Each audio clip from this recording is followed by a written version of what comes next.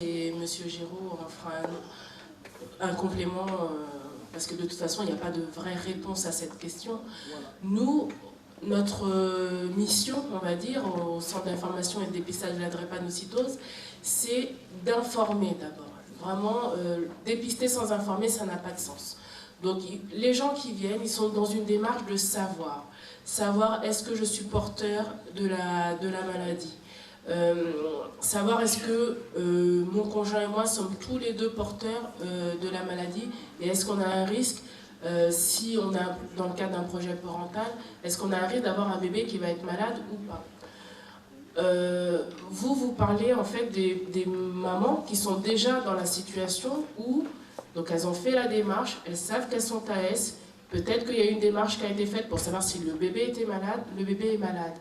Ben, en fait, il y a autant de réponses que de grossesses, que de femmes enceintes confrontées à ce problème.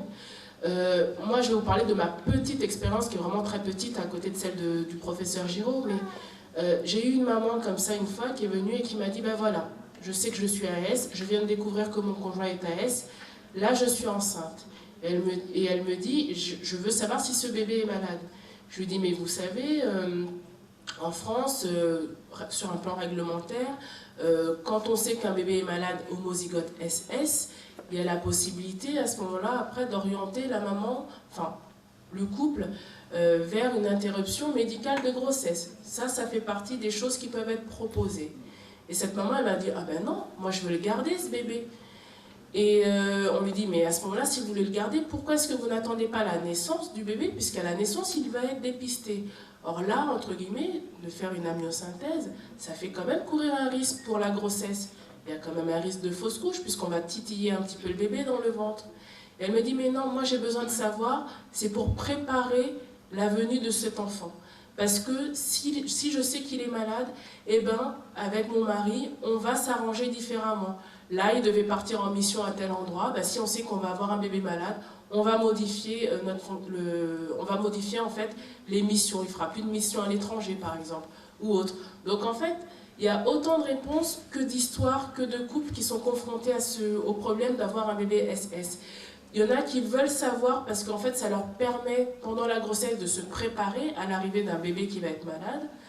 Il y en a qui veulent savoir parce qu'ils ont déjà un enfant qui est malade avant et que ben, peut-être que c'est compliqué d'avoir un deuxième bébé malade également dans la même famille. Après, il n'y a pas de réponse. Ensuite, le religieux, je ne sais pas si vraiment il a sa place parce qu'il y a des personnes qui vont jusqu'à l'interruption de grossesse, qui sont athées, qui sont catholiques, qui sont musulmans, qui sont animistes. Après, il y a de tout. Donc je vais peut-être te laisser Monsieur Giraud compléter, mais voilà, ça c'est mon expérience à moi. Il n'y a pas de réponse à cette question, Monsieur Mobilanzila. Je vous avais dit tout à l'heure qu'on aborderait des questions sérieuses. On est bien dans le sérieux, on n'est plus dans l'anecdotique. Alors, je ne voudrais pas être trop long, mais je crois qu'il faut peut-être répéter ce qui a été dit clairement, peut-être pas clairement pour tout le monde. Qu'est-ce que la médecine est capable de faire et qu'est-ce que la médecine propose, mais entre ce que la médecine propose pour répondre aux attentes des personnes et ce que les personnes font, il y a leur choix en toute liberté. Je m'explique. Ce n'est pas parce qu'on explique ce que la médecine est capable de faire que ça doit être appliqué. En d'autres termes, l'information que nous devons donner, nous, médecins, c'est ce que l'on fait ce soir. La drépanocytose est une maladie génétique qui se transmet. On peut savoir si on est porteur de la maladie drépanocytaire, si on est AS, et si on est donc exposé tous les deux quand on est homme et femme et qu'on a un enfant au risque de donner naissance à un enfant malade. Et l'information complémentaire, c'est que la médecine peut proposer ce qu'on appelle le diagnostic prénatal, c'est-à-dire vers la 10e, 12e semaine, 3e, 4e semaine de grossesse. On n'est pas à 3 semaines ou à 6 semaines. Nous, par un prélèvement qui est fait chez la femme, on peut savoir si l'enfant qui est attendu est dans la case 1 et dans la case AA, AS ou SS. Et bien entendu, on peut aussi proposer une interruption médicale de grossesse si le couple ou la femme ne souhaite pas avoir d'enfant malade. Voilà ce que la médecine est capable de faire. Donc c'est une information brute, de décoffrage, brutal, mais il faut aller jusqu'au bout de l'information. Alors maintenant, ça c'est le premier temps de ma réponse. Le deuxième temps, qu'est-ce que les personnes concernées font? Qu'est-ce que les personnes concernées font? Et c'est là qu'il est très intéressant de voir effectivement que face à l'information qui est donnée, les couples à risque répondent individuellement de façon différente les uns des autres. Je donne quelques exemples. Je suis beaucoup de patientes, surtout de femmes SS qui vont avoir des enfants, et certaines me disent il n'est pas question que j'ai un enfant qui ait une maladie aussi douloureuse, que je donne naissance à un enfant qui a la même maladie que moi. Ça, je ne le supporterai pas, donc j'irai jusqu'au bout de la démarche et je demanderai un diagnostic prénatal. D'autres, et ce nombre grandit avec le temps, me disent je suis drépanocytaire, je sais ce que c'est, puisque je vis avec cette maladie depuis ma naissance, et si je dois avoir un enfant qui est drépanocytaire, eh ben, il sera drépanocytaire, et effectivement, nous l'élèverons et nous aurons un enfant malade, mais nous sommes informés, puisque je suis moi-même drépanocytaire. Certains hommes ont aussi, je l'entends tous les jours, je vois qu'il y a des têtes qui hochent, mais je l'entends tous les jours, ça. Et effectivement, et pourquoi est-ce qu'on a ces... alors, avant de trop entrer dans les détails, et effectivement, il y a un certain nombre de facteurs qui peuvent intervenir. Moi, je ne suis pas tout à fait d'accord avec ça quand il dit que les facteurs religieux n'interviennent pas. Si, des facteurs religieux interviennent, parce qu'il y a des religions qui tolèrent ou ne tolèrent pas l'interruption de grossesse, qu'elle soit médicale ou qu'elle ne soit pas médicale. Effectivement, il y a des couples pour lesquels ça compte, et nous devons respecter ce choix-là. Il y a aussi des choix sociétaux, des choix de famille. Et puis il y a d'autres éléments qui interviennent. Je donne un exemple. Soit une femme qui a déjà exposé au risque de donner naissance à un enfant drépanocytaire, qui a 2 grossesses avec un enfant SS, qui demande 2 interruptions de grossesse, et bien la troisième, elle la demande pas. Elle dit, écoutez, où vais-je? Je n'aurai jamais d'enfant. Donc si je dois avoir un enfant, eh bien il viendra comme je l'ai vécu.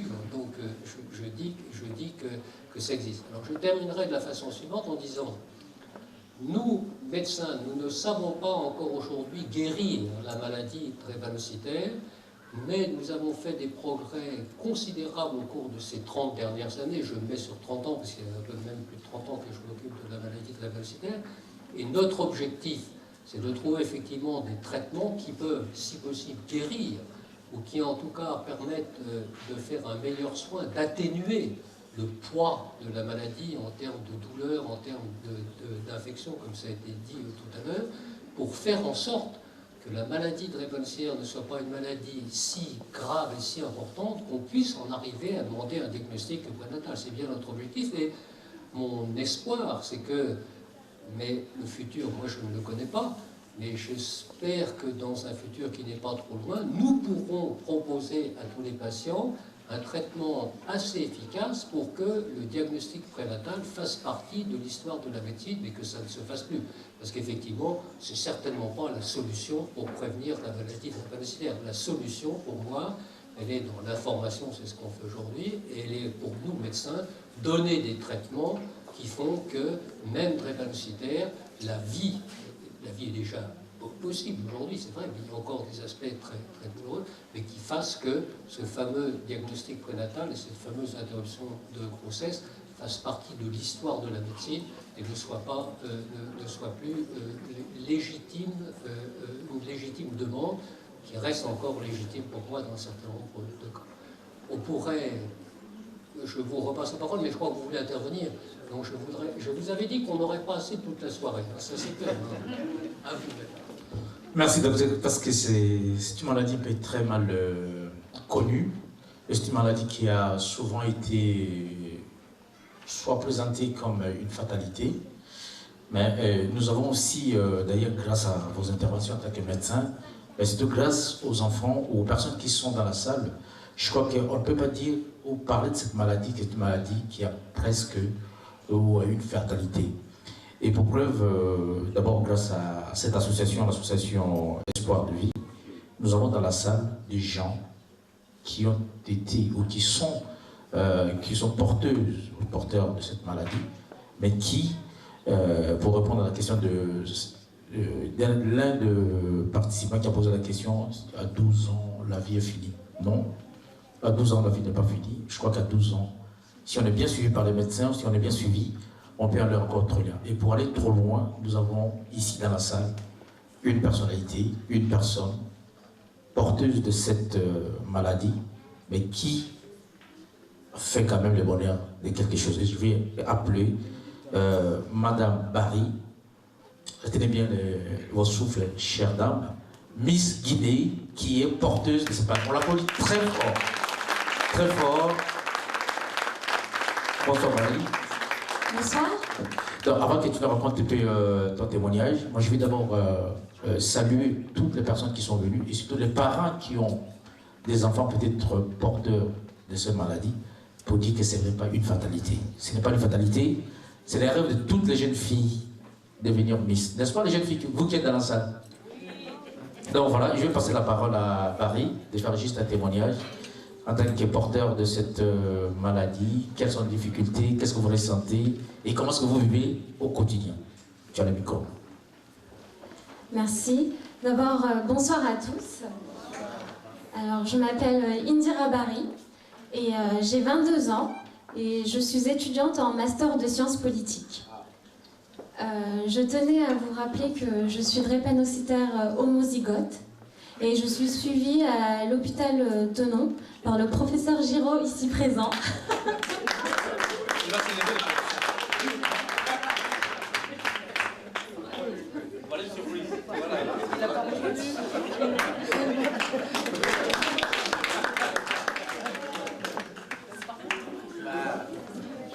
Bon, je vais vous raconter un peu mon parcours personnel. Petite, j'étais très souvent malade. Mes parents me ramenaient souvent à l'hôpital, j'avais des fortes fièvres, mais personne ne savait ce que j'avais. Et à l'âge de 7 ans, grâce à des examens poussés qu'a réalisé le professeur Giraud, on a découvert que j'étais drépanocytaire homozygote. Et mais du haut de mes 7 ans, je ne comprenais pas trop ce qui m'arrivait, mais je voyais bien quand même dans le regard de mes parents que c'était une affaire sérieuse. Dans ma tête, il se mêlait plein de sentiments. Je me disais que d'un côté, on va pouvoir enfin mettre des mots sur mes mots, si je peux le dire ainsi. Mais aussi, c'était vraiment une insouciance totale. Drépanocytaire, c'est pas très connu, on sait pas trop. Et puis à l'âge de 7 ans, on comprend pas vraiment ce qui nous arrive. Mais bon, grâce au professeur Giraud, j'ai été très bien entourée, j'ai été bien soignée et ma famille a toujours été là pour moi et mes parents m'ont toujours entourée et voilà, ils m'ont toujours encouragée à vivre ma vie normalement. Et je tenais à rappeler ça parce que c'est vraiment important pour moi de dire que j'ai vécu une vie normale, enfin je vis une vie normale, je suis encore en vie. Et j'ai réussi à faire plein de choses comme tous les enfants de mon âge. C'est vrai que mes parents étaient assez protecteurs, ils voulaient pas trop me laisser faire du sport ou des choses un peu plus violentes, on va dire.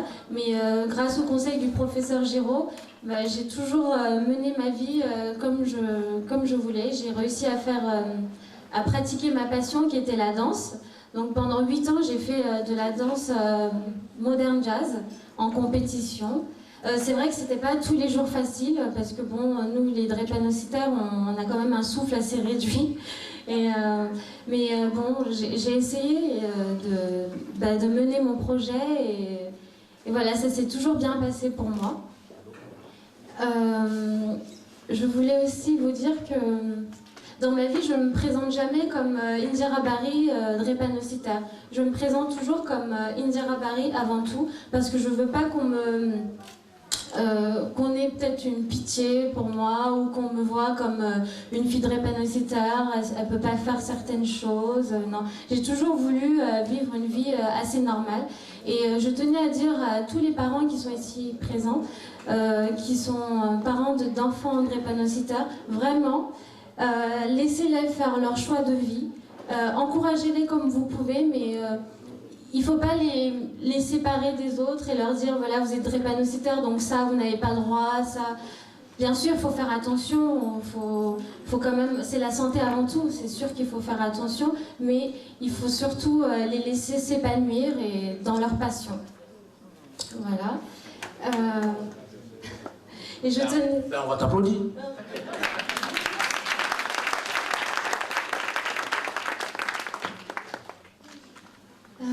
Il y a une chose aussi dont je voulais vous parler, c'est de mon expérience de Miss. Je me suis présentée à ce concours. Bon, c'est vrai que ça fait des années que ma famille et mes amis m'encourageaient à me présenter. Et bon, comme vous savez, bon, je me disais, bon, je suis drépanocytaire, ça va pas être facile, comment ça va se passer pour moi. Et puis finalement, je me suis lancée parce que je me suis dit que c'était aussi un moyen de montrer qu'une jeune fille drépanocytaire pouvait arriver à de grandes choses. On est des personnes normales, je veux pas qu'on nous résume à notre maladie. Il faut apprendre à nous connaître au-delà de notre maladie. Nous sommes des personnes qui vivent, qui respirent, qui jouent, qui rigolent, qui chantent, des personnes un peu comme tout le monde. Donc bon, finalement je me suis lancée, je me suis présentée à ce concours. Et ce qui a aussi motivé mon inscription à ce concours, c'est qu'on a un projet humanitaire à défendre. Et naturellement, j'ai choisi de défendre la drépanocytose.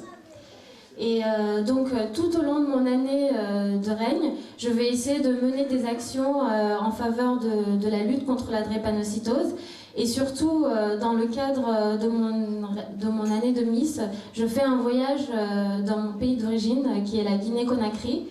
Et j'espère pouvoir aider un peu à mettre en place certaines choses en Guinée, parce que je sais que moi j'ai la chance de vivre avec cette maladie en France, parce qu'on est bien entouré, on est bien soigné, mais je sais que c'est pas le cas en Guinée. Donc j'espère pouvoir collecter des fonds, collecter des médicaments, et je souhaiterais en fait œuvrer pour la réalisation d'un centre de santé en Guinée, donc un centre de santé qui prendrait en charge les drépanocytaires. Il y a une anecdote d'un drépanocytaire en Guinée qui m'a beaucoup touchée. Il m'a dit que lorsqu'il avait des crises, lorsqu'il a des crises, en fait, il demande à sa famille de l'attacher. Parce que, bon, vous savez, il a des douleurs osseuses, donc ça le soulageait un peu qu'on l'attache. Et j'ai trouvé ça vraiment ignoble, quoi, parce que moi... lorsque j'ai des problèmes de santé, je peux aller à l'hôpital, on peut me soigner, enfin, je sais à quelle porte frapper. Et de voir que ces gens, ils sont seuls face à eux-mêmes, ils ne sont pas accompagnés dans la maladie, c'était vraiment mon rôle, je pense, en tant que Miss, de pouvoir aider ces personnes-là. Parce que je n'oublie pas, et je sais très bien que c'est quand même une maladie assez grave et assez douloureuse. Donc moi je sais que j'ai la chance d'être en France et de très bien vivre ma vie, mais je pense que ce n'est pas le cas pour des drépanocytaires en Afrique. Merci beaucoup. Quel témoignage. Quel témoignage. Une jeune fille qui trépa, qui fait Sciences Po. Retenez bien Sciences Po, c'est-à-dire ceux qui dirigent ces pays ou le monde. En dehors de ça, qui a au moins le courage de proposer un projet qui va être bénéfique aux enfants de drépanocytaires. Donc vous parents, vous qui êtes dans la salle aujourd'hui, voilà au moins un témoignage qui peut nous apporter, même nous qui travaillons dans les médias, parce que je suis responsable des médias, des magazines panafricains, on a du mal d'abord à parler clairement de cette maladie. Et quand on entend des témoignages comme ça, il y a de quoi dire, ce n'est pas une fatalité. Donc je vais te laisser partir, d'applaudir avec la salle et de dire encore voilà professeur, c'était une surprise pour vous, hein. Vous ne saviez pas qu'il y a quelqu'un dans la salle qui va non pas seulement contredire, mais appuyer ce que vous faites. Et ce n'est pas la seule personne, malheureusement nous savons vraiment, au cours de le temps, on va encore entendre quelqu'un d'autre presque de même parcours, mais un peu différent. Donc, quand on parle de la maladie, on ne voit pas quelle est la maladie, on voit pas la mort. Je sais dans ma famille, moi personnellement, j'ai des gens comme ça. Mais, et je n'ai pas dit à mademoiselle Barry qui sembleraient les porteurs de cette maladie sont les enfants brillants de la salle. Brillants, très brillants. Et je ne veux pas me contredire. J'appelle professeur Cyril Balaba, qui est également... Je vous invite, professeur. On l'applaudit, on l'applaudit. Donc, un second témoignage, un deuxième témoignage. Bonsoir et soyez la bienvenue. Elle est professeure. Elle est aussi comme mademoiselle Barry. Et on va suivre son témoignage. Vous avez le micro. Bonsoir. Moi, j'aimerais d'abord m'adresser à mademoiselle Barry et, par exemple, lui poser la question comment elle a vécu, en fait, ce statut de drépanocytaire tout au long de sa courte vie pour l'instant, qui j'espère sera très longue. Et surtout, j'aimerais un petit peu savoir comment s'est effectuée sa scolarité. Parce que ça fait une transition un petit peu avec ce que moi je vis en tant que prof ici en France, et comment j'ai vu les quelques drépanocytaires qui ont transité par mon collège, et aussi par rapport à un petit peu ce que j'ai pris le temps de lire sur les élèves drépanocytaires. Donc, Mademoiselle Barry, encore une fois, on veut vous voir. Comment est-ce que vous avez vécu votre scolarité? Comment est-ce que vous vivez cette maladie au quotidien? Et les parents, comment est-ce qu'ils vous ont accompagné? Comment est-ce qu'ils vous ont encadré? Voilà. Au quotidien, la maladie, je la vis assez bien. Depuis toujours, je n'ai eu que 2 crises jusqu'à présent. Je crois que j'ai une bonne étoile. Vraiment, tout va bien et j'ai mené une scolarité vraiment normale, on va dire. Ça a été... la maladie n'a jamais été un frein, en fait. est-ce qu'il y a eu vous n'avez pas eu de crise, effectivement? J'ai eu une seule fois une crise qui m'a pris, j'étais en classe. Donc bon, les professeurs n'étaient pas assez prévenus, mais bon, moi je leur ai dit que j'allais pas bien et qu'il fallait que je rentre chez moi. Et donc mes parents sont venus me chercher. Mais sinon, comme je vous dis, la maladie n'a jamais été un frein et j'ai mené vraiment une brillante scolarité. Et je sais qu'à chaque fois que j'allais en consultation, le professeur Géraud me demandait